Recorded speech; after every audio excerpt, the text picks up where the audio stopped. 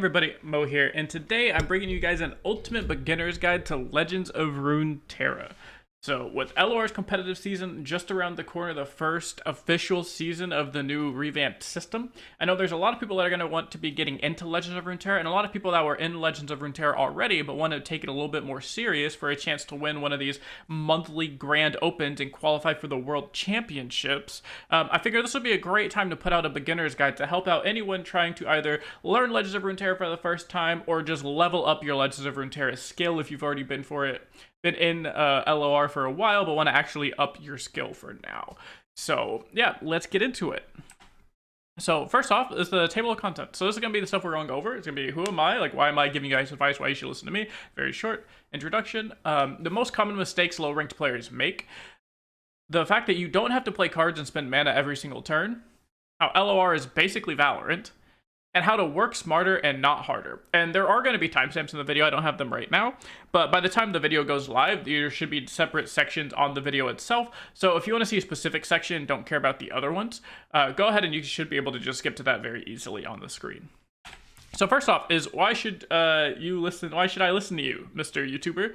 Well, so I've been playing competitive card games for almost a decade now. I started with Magic the Gathering, and with LOR specifically, I've accomplished literally everything there is to do outside of like top 16 worlds or better at a world championship. So getting like top 16, top 8, or winning a world championship. I've done everything else. I've won a seasonal championship. I've hit rank 1 on ladder multiple times. I've done well on ladder in every region.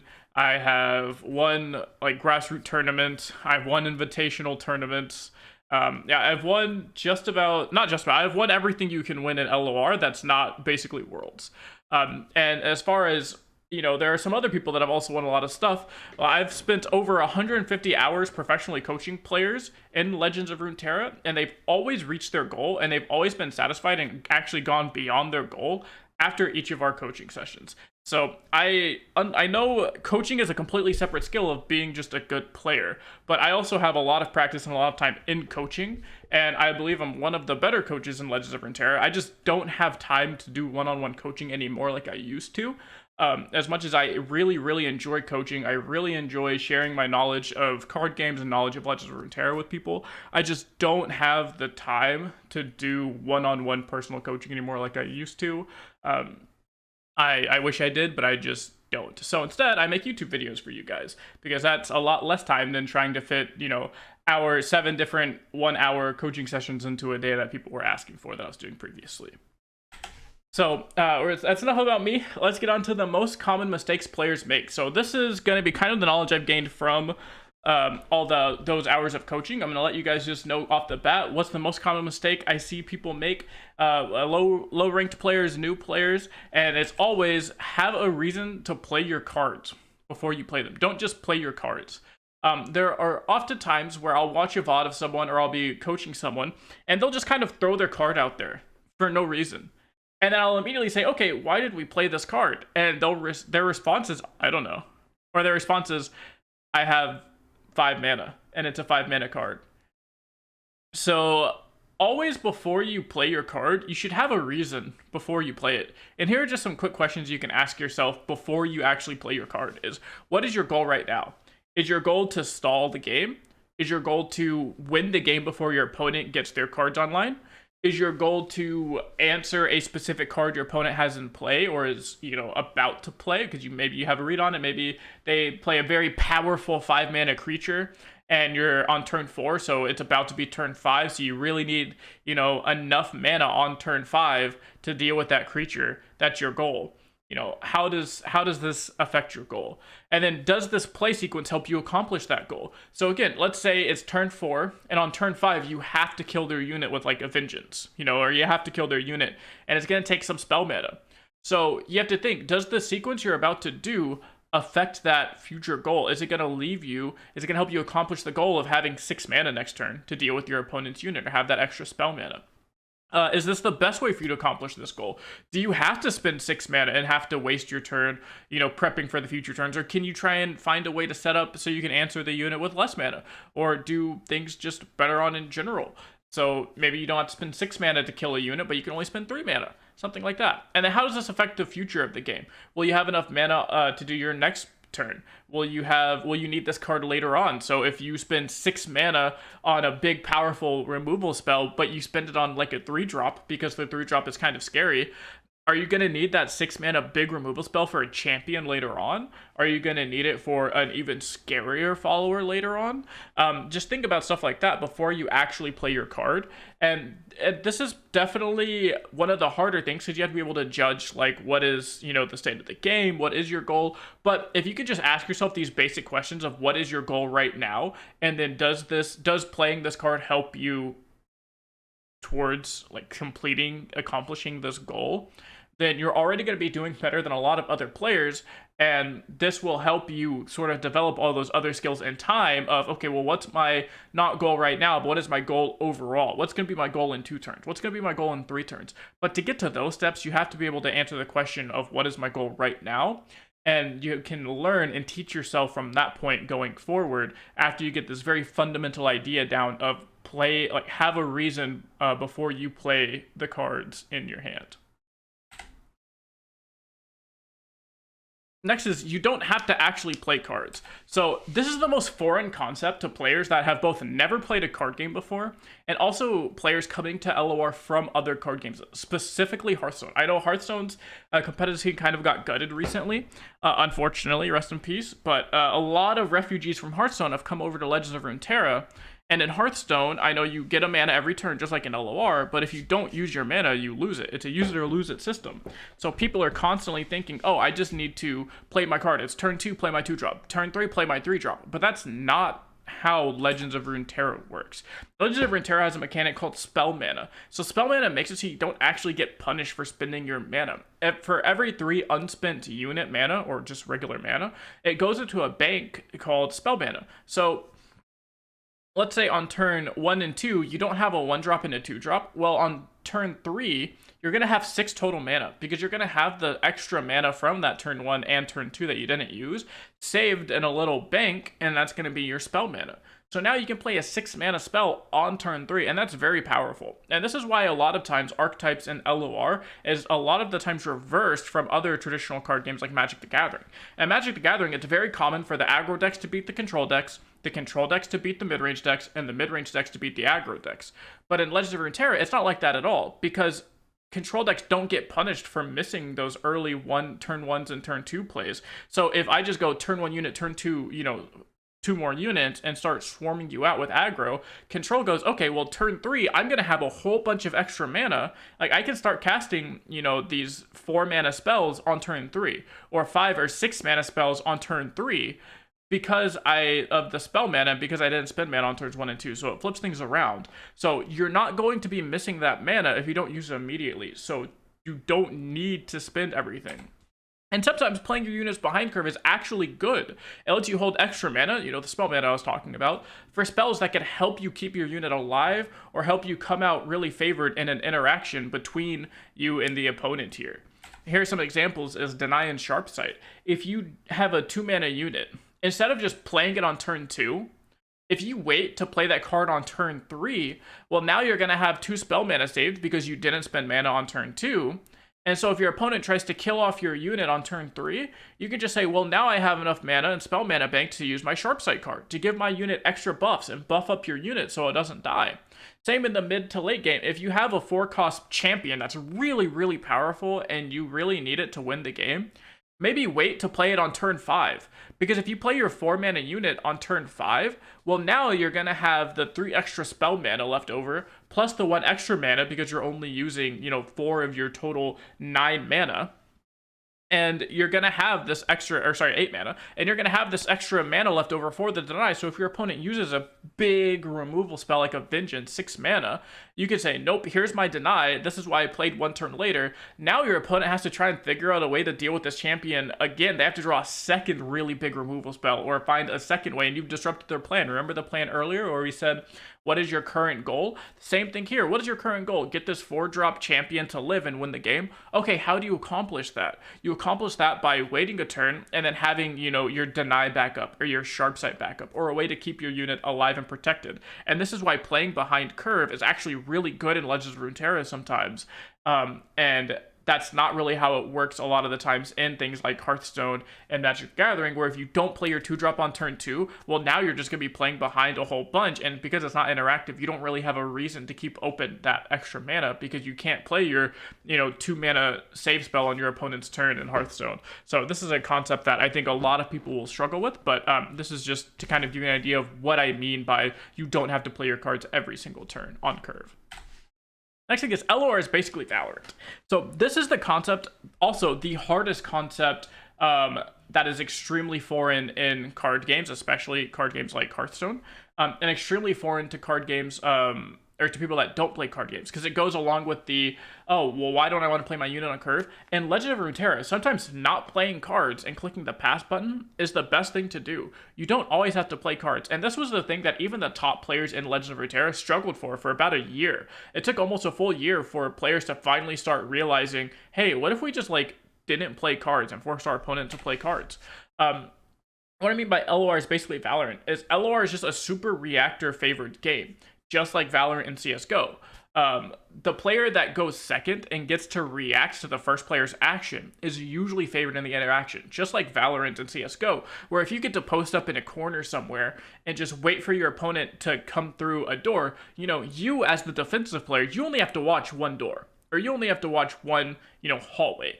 Whereas the guy that's pushing into you has to check every single corner. They have to go, okay, I'm going through this door. Which of these 4 different spots is this guy going to be in that I have to aim and shoot at? LOR is kind of the same way. If you have your opponent have to play their card first, it's like, okay, well, now I'm going to be going in blind. They're going to have full mana. I don't know what they could have to respond with, and I'm just going to have to hope that what I do works. So forcing your opponent to play first gives you a bunch of information as the second player and helps you determine what's the best play for you to come out ahead in the interaction. When you're reacting to the opponent's play, you get a bunch of information, like what card are you reacting to? So if your opponent is in a region combination where they could have, 4 different cards they could be playing against you, if they play first, you know exactly what card they're going to be playing against you. You know if they're going to be playing something like a concerted strike or a single combat or something, a bunch of different cards that you'll learn what they do later on. You know exactly which one you're going to need to react to, so you can plan accordingly. And on top of that, you're going to know exactly what cards they can play to react to your reaction because of how much mana they have left over.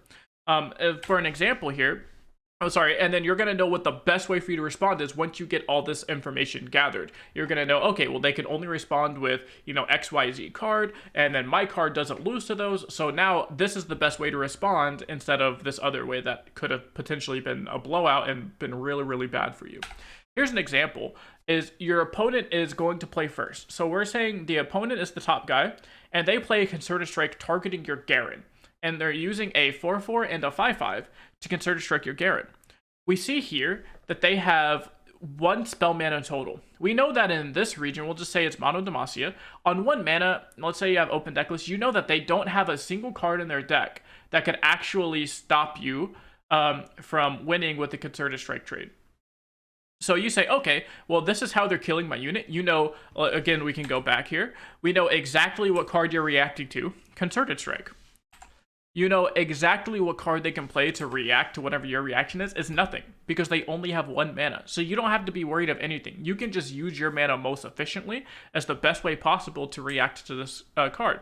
And then again, because you have all this information, you can say, what's the best way to respond? Oh, I'm just going to kill your Garen here. I'll let my Garen go down to 1 HP from this Rider, because your Garen has regeneration, so it's going to get full HP again at the end of the turn anyways. But you know that even if your Garen lives at 1 HP, it's alive, and that's all that matters. You don't have to worry about them being able to pump up this guy to solo kill your Garen, because they only have 1 mana. Because they decided to play first, and you decided to play second, you have perfect information and know exactly how to respond to your opponent's cards.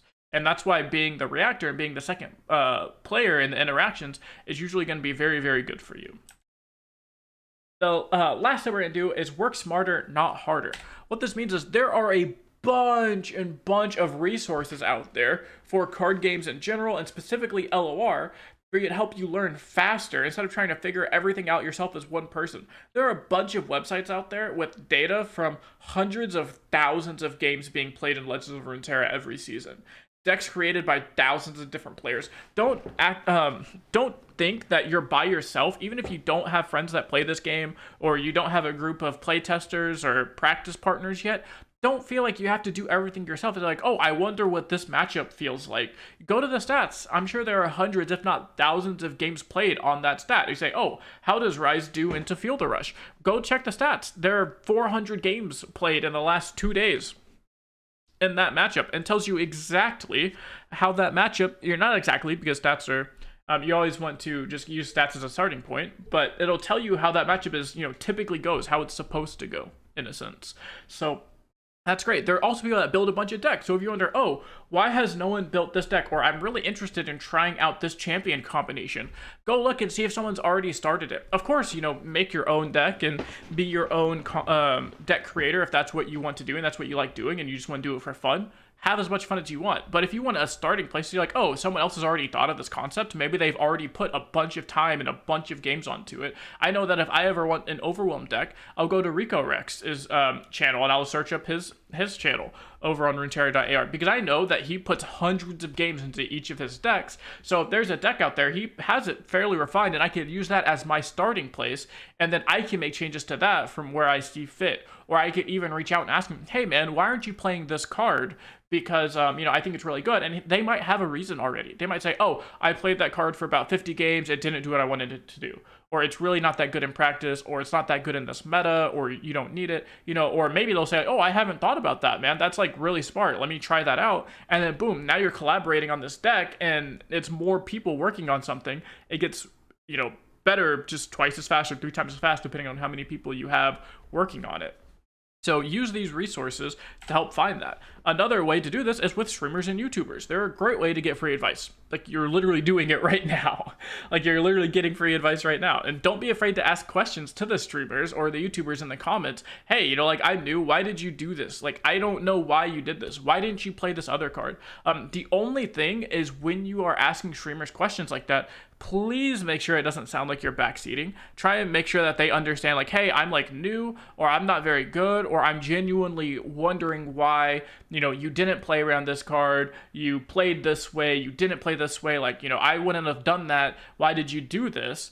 And if you could phrase it in a way that doesn't come off as, why didn't you do my play, streamer? What are you doing? You're so bad. Then they're not going to take it that way, and they will give you much more insight as to why they're playing cards, and it will help you become better, because you can get inside of the minds of these top tier players and top tier content creators and understand, like, oh, you didn't play around this card because you had a hand read, like you knew that wasn't in their hand. Well, then ask them, well, how did you know that? And then they'll tell you, they'll walk it back and say, like, oh, because they did, XYZ earlier in the game. And then now you not only just got an answer as to why they didn't do your play, but you just got free advice on how to hand read. There's so much advice that you can get for free just by asking players and asking people on Twitch channels. Just, again, make sure it doesn't come off as, backseaty, or come off as you're questioning them in a negative way, and more as, I'm genuinely trying to learn here way. And lastly, use websites like Runeterra.ar, Master Tracker. I'll have all the links to these in the description below to figure out what decks have been working for others. Again, Runeterra.ar is an amazing place to find stats. I put out a Meta Monday video every single week, and I use Runeterra.ar stats for that, and I translate it to you guys so you know what the best deck is for the last 7 days. And that kind of tells you, like, oh, well, in the last week, these decks have been doing really well, so maybe I can find a deck that counters 3 of the top 8 most played decks. And if you can do that, then, well, now you're countering, 15 to 20% of the meta. So you're guaranteed to have a good matchup 20% of the time. And then if your deck's just good, you should be able to beat a lot of the other meta where it's just bad decks, of people playing bad decks having fun. So there's a lot of things. And then Master Tracker gives you data from, it tells you what players have climbed with in the last, like, usually 24 to 48 hours. So you can say, like, okay, well, in the last 48 hours, wow, this guy's gained 400 LP playing, Bard Maokai. And you're like, what the heck is Bard Maokai? I've never seen this before. But obviously, it's doing well for this player, so it has to be a somewhat decent deck. So you can go take that deck list, try it out yourself, try, fixing it, maybe find that player on Twitter or on Discord or something. Almost every LOR player, top player, has a Twitter, so you can go find them on Twitter, ask them questions. Like, hey man, and then again, like I was saying earlier with the Rico Rex example, start collaborating, start figuring out, ask questions about the decks, figure out how to play it well, and then that's how you grow as a player. Is you work smarter, you communicate, you put up, this like a network of players, and you just ask them questions and try and gain more information, and don't do everything yourself. There are a bunch of players that play this game, a bunch of players willing to talk with you and help you out. Just all you have to do is ask, and all you have to do is just let them know that it's genuine questions and not trying to second guess them.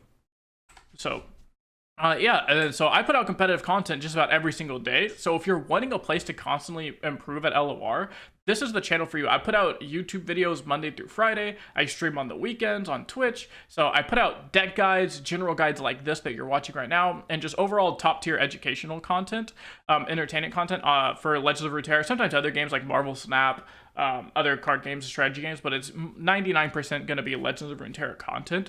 So if you're interested in all of that, make sure to subscribe, turn that notification bell on so you know when I post my videos. I try and post them at the same time every day, Monday through Friday. And then go and follow me on Twitch so you know when I go live on the weekends. Typically on the weekends is going to be tournament play. So you get to see the peak, top tier, like most try-hard tournament play. And then if it's not a tournament, then I'll be grinding ladder because I don't have too much time throughout the week to play. So I'll be grinding a bunch of ladder so you can see me again, try hard on ladder, answer any questions, stuff like that. So links to those will be down in the description below. I appreciate you guys so much. Thank you, and you guys have the good rest of your day.